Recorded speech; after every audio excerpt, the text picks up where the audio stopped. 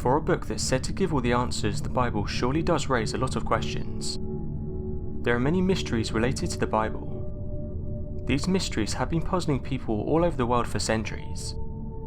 Some of the greatest minds could not find the answers for some of these questions, and they probably never will. Most of us have heard of the more well-known biblical stories, some of which include the burning bush, the flood, and even the Ten Commandments. These stories are the ones we always remember, and we often come back to them. There's also stories about unique findings which prove the events really did take place in our history. Over the years, researchers have found documents to back up some of the mysteries of the Bible. This finally managed to silence some of the skeptics and get further discoveries. However, we still don't have much documentation about other mysteries of the Bible. We cannot find certain places that are mentioned, and we don't even know some of the most important information about Jesus himself. Throughout the years, many theories have appeared.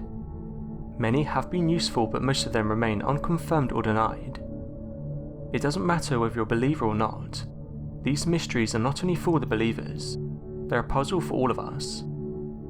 The Bible might be full of metaphors and lots of unanswered questions, but it's still one of the most well-known books out there, and people want to know more about the wonders of these stories.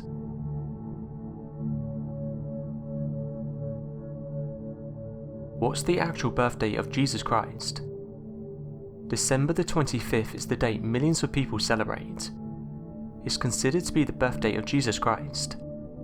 Today, most scholars disagree with that. They believe he was not born on that day.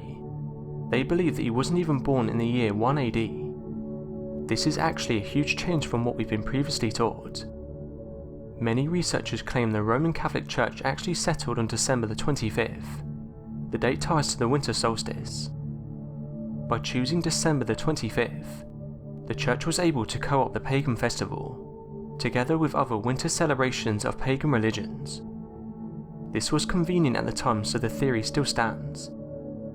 To make things interesting, no one really knows the exact birth date of Jesus Christ. Many scholars believe he was born between 6 BC and 4 BC. They all base their theory on the famous biblical story of Herod the Great.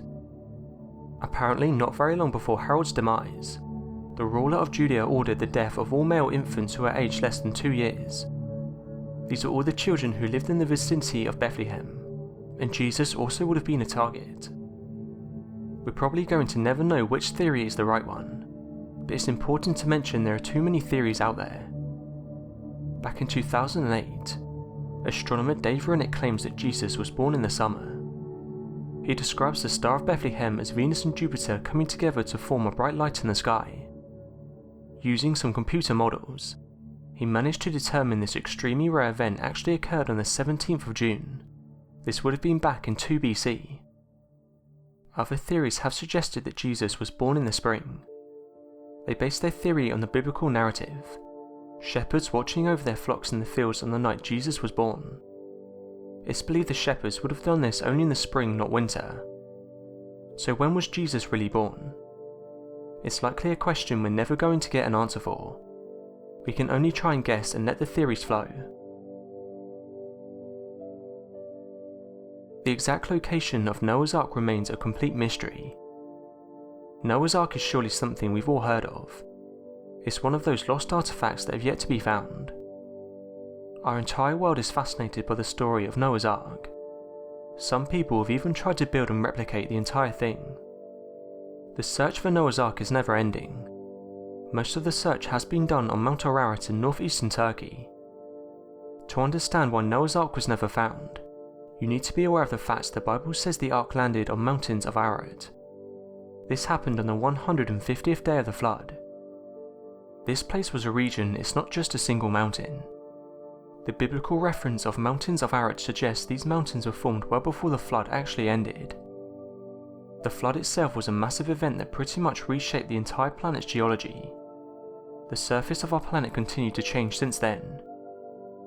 Whether Noah's Ark is ever going to be found we don't know, but it's important to mention that Mount Ararat rests on volcanic strata, right on top of sediments which are laid down by the flood. So some have said we're never going to find Noah's Ark on this mountain. It's also very much possible that Noah's Ark will never be found at all. Wooden structures never usually last for centuries, even when treated well. There is a huge possibility Noah's Ark eventually collapsed and disappeared due to decay and harsh weather conditions. However, there are those that believe that Noah's Ark has been found in this mountain, and photographs have been presented which allegedly show the Ark.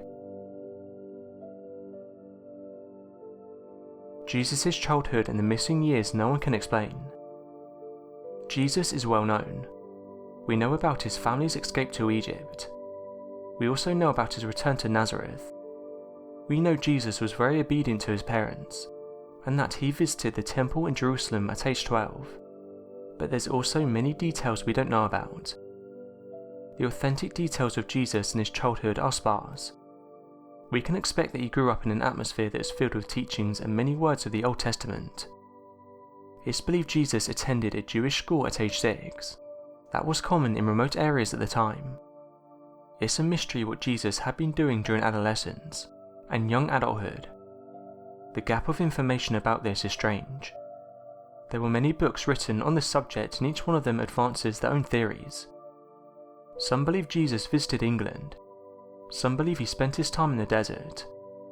There are theories about his love life at the time as well, but nothing has been confirmed. We're probably not going to get the full explanation, and will never understand what he was doing during this time. Some have put forward the theory he worked as a carpenter at the time, but this theory is questioned by many. Golgotha, the site where Jesus got crucified. According to the Bible, Golgotha is the name of the site where Jesus got crucified. The exact location of this land, however, is disputed. The crucifixion is one of the most important events in history. According to the Bible, the crucifixion is one of the most important events in history.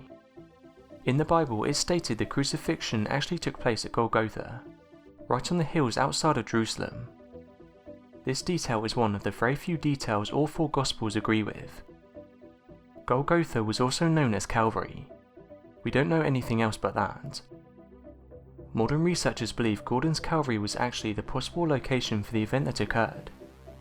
If this is the case, then the spot Christians revere as the site.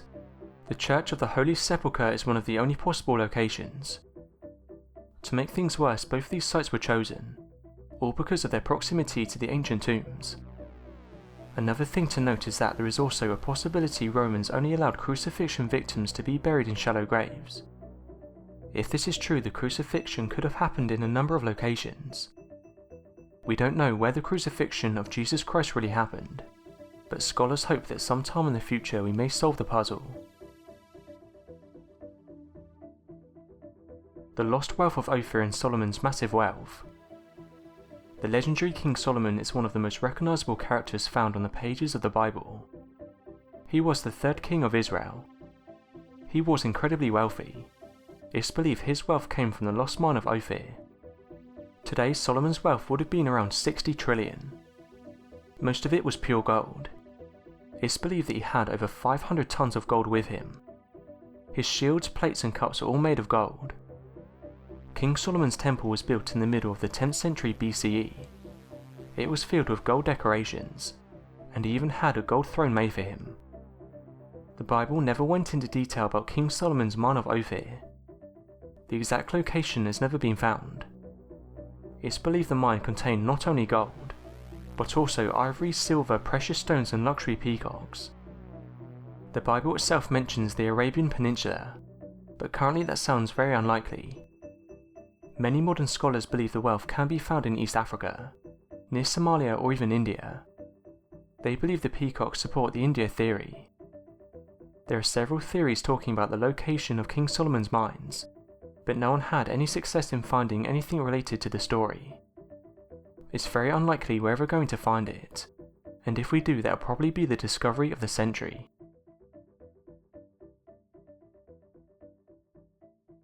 So what do you guys make of these mysteries? Let me know your thoughts in the comments.